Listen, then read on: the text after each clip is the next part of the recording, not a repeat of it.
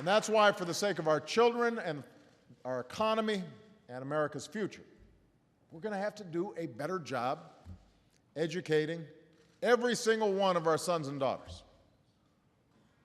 All of them. Now, that responsibility begins not in our classrooms, but it begins in our homes. It begins with parents who are instilling in their kids not only a love of learning, but also the self-confidence and especially the self-discipline and work ethics that are at the heart of success in school and success in life. We've got to work hard. Young people, I'm talking to you. I've got a couple of them at home.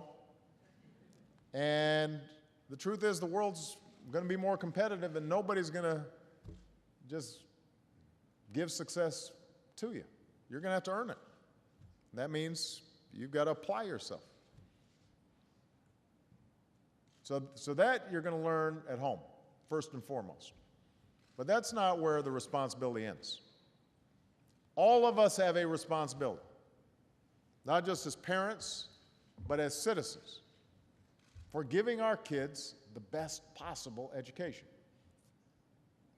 Now, for a long time, we weren't sure about how to give our kids that kind of education.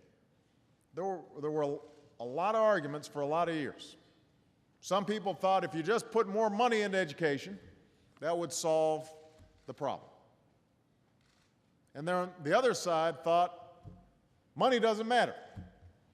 What we need is reform. In fact, there were those who argued that we should just dismantle the public education system altogether. Rather than working together, both sides remain locked in this stalemate year after year, decade after decade, and nothing much changed. And then something began to happen in states and local school districts.